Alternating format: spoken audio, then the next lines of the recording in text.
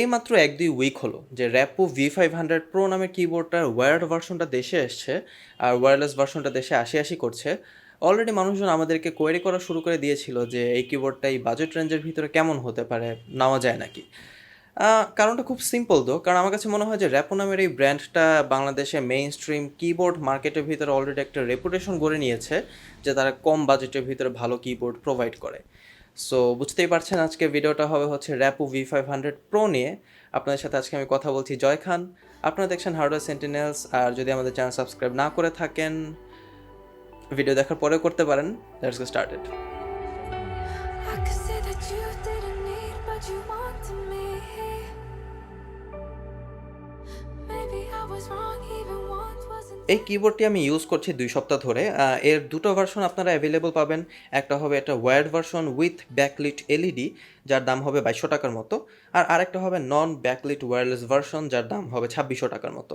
আমাদের হাতে review unit হিসেবে ছিল এর ওয়্যারলেস ভার্সনটি, বাট আমি রিভিউ করার সময় চেষ্টা করব দুইটা প্রাইস পয়েন্টে এই দুইটা কিবোর্ডে ভালো খারাপ দিকগুলো তুলে ধরার। প্রথমে বিল্ড কোয়ালিটি নিয়েই কথা বলা যাক। অন্য সববারের মতো র্যাপো এবারও আমাকে হতাশ করে নাই। শক্ত প্লাস্টিকের মূল চ্যাসিসটার উপরে একটা মেটাল প্লেট বসানো, অ্যালুমিনিয়ামের প্লেট বসানো টু বি এক্স্যাক্ট। কোনো রকম কোনো ফ্লেক্স এখানে লক্ষ্য করা যায় নাই, বেশ সলিড একটা ফিল পাওয়া যায় ওভারঅল। এই বিল্ড কোয়ালিটিটা ২৬০০ টাকা হিসেবে খুবই ভালো, আর ২২০০ টাকা হিসেবে তো মানে কথাই নেই। টু বি অনেস্ট, ২২০০ টাকায় as a proper mechanical keyboard হিসেবে এটা আনএক্সপেক্টেড লেভেলের ভালো। মেটাল প্লেটের উপরে সুইচগুলো বসানো থাকে অনেকটা ফ্লোটিং স্টাইলে। ওভারঅল ফুটপ্রিন্ট বেশ ছোটোখাটো। ৮০০ গ্রামের এই কিবোর্ডটার চ্যাসিসের জায়গা বেশ সুন্দরভাবে ইউটিলাইজ করেছে র্যাপো। আর র্যাপো একে স্পিল রেজিস্ট্যান্ট হিসেবে মার্কেটিং করেছে, যে ছোটোখাটো কয়েক ফোঁটা পানি পড়লে এখানে কিছু হবে না। ছোট্ট একটা র্যাপো লোগো দেখা গেল কর্নারে, আর তেমন কোনো ব্র্যান্ডিং লক্ষ্য করা গেল না। নিচে ৫টা রাবার ফিট, বেশ ভালোই গ্রিপি, তবে হাইট অ্যাডজাস্টারগুলো বেশি একটা কাজের বলে মনে হলো না। মানে অত বেশি একটা উঁচু করে না কিবোর্ডটা।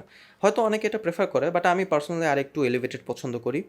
ওয়্যারলেস ভার্সনটাতে একটা সুইচ থাকবে to on and off the keyboard, আর পাশের একটা ইউএসবি টাইপ সি থাকবে, যেটা দিয়ে আপনি আপনার কিবোর্ডটাকে ওয়্যার্ড হিসেবে ইউজ করতে পারবেন ওয়াইল চার্জিং। সুইচ হিসাবে কথা আসলে এখানে ইউজ করা হয়েছে র্যাপো এর নিজস্ব ব্লু সুইচ। জিনিসটা নিয়ে নাক কুচকানোর আগে বলে দিতে চাই যে র্যাপো থেকে আমাদেরকে জানানো হয়েছে যে র্যাপো পপুলার কেল সুইচ ম্যানুফ্যাকচারারদের কিনেছে, যে সুইচগুলোকে তারা পরে র্যাপো হিসাবে রিব্র্যান্ড করে নিজস্ব সুইচ হিসাবে ইউজ করছে। সোজা কথা বলতে গেলে র্যাপো আর কি কেইলকে কিনে নিয়েছে এখন।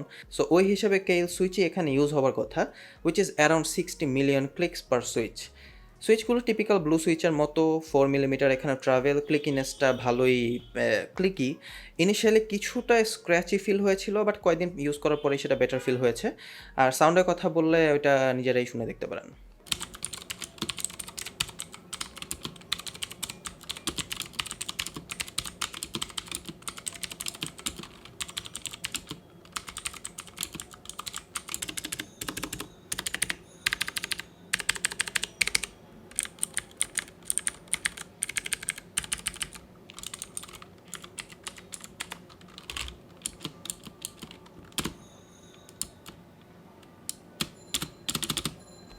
বাজেট হিসেবে আমার সাউন্ড নিয়ে কোনো ইস্যু না থাকলেও ফার্স্টেই আমার যে জিনিসটা এক চিমটি খারাপ লেগেছে সেটা হলো এর কিক্যাপ কোয়ালিটি। এবিএস কিক্যাপ দেখা গেল এতে। আপার সাইডটা ইউজুয়াল কিক্যাপসের মতো হলেও সাইডে কোনো একটা কারণে গ্লসি করা। এমন কেন করা আমি নিজেও ঠিক জানি না। মেবি ব্যাকলিট ভার্সনটাতে লাইটটা ভালো মতো রিফ্লেক্ট করতে পারে, ওই জন্য আই ডোন্ট নো। কেউ জানলে কমেন্ট করতে পারেন আমাকে। কিক্যাপসগুলো ফিনিশিংও বেশি একটা ভালো না, আর নর্মাল থেকে একটু বেশি ওয়াবল করে বা র্যাটলিং নয়েজ হয়, যেটা ফুল স্পিডে টাইপ করার সময় খেয়াল হয়। একটু অ্যানোয়িং লেগেছে ব্যাপারটা, বাট কোনো শার্প এজ নাই, স্পেসিং পারফেক্ট, আর ফন্টগুলোও স্ট্যান্ডার্ড। এই পর্যায়ে এসে আপনাদের মনে হতে পারে যে আমি এই বাজেটের একটা কিবোর্ডের কি ক্যাপসগুলো নিয়ে এতটা নিটপিক করছি কেন। ব্যাপারটা আসলে এরকম না, ডোন্ট গেট মি রং। মানে এই কি ক্যাপসগুলোকে কোনোভাবেই না মানে ডিল ব্রেকার বলা যাবে না। ২২০০ টাকা হিসেবে তো অবভিয়াসলি না।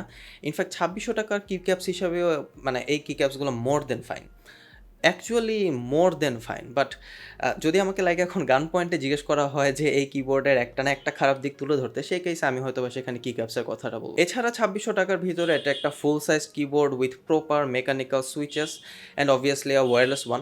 অ্যান্ড আই থিঙ্ক আমি এখনও ওয়্যারলেসের ব্যাপারগুলো নিয়ে কথা বলি নাই। আচ্ছা, তাহলে ওয়্যারলেসের জিনিসপত্র নিয়ে কথা বলা যাক।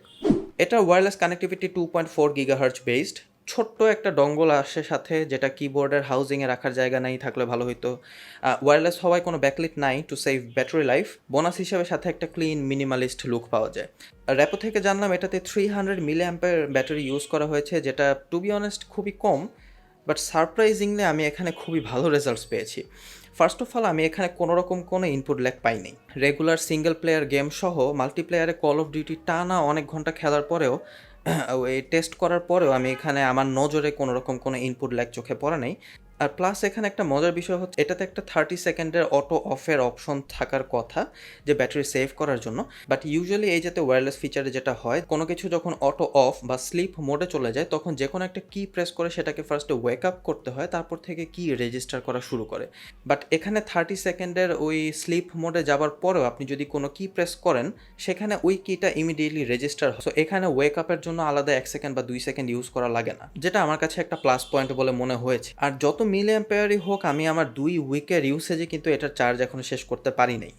ইনফ্যাক্ট আমি কিন্তু এটাকে আমার প্রাইমারি কিবোর্ড হিসেবে ইউজ করছিলাম।